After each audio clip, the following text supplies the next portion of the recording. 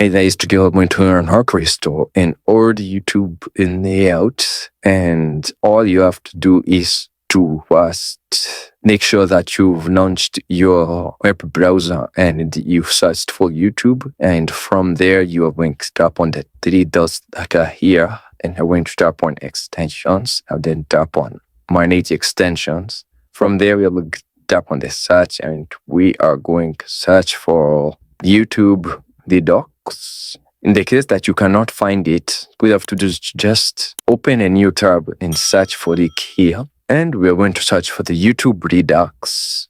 And then you're going to install it, which is add to Chrome. And you're going to tap on add extension. And in the case that we did head on over to our YouTube, and then we decided to broom now the same thing that we had already done, which is heading over to the three dots again, then tapping on extension, then tapping on manage extension. We're going to see the YouTube Redux, and then head on over to the YouTube page and decide to build our YouTube. As you can see, it has put itself to the old version. And thank you guys for watching this video. Please do like, share, and subscribe, and I'll see you guys on the next video.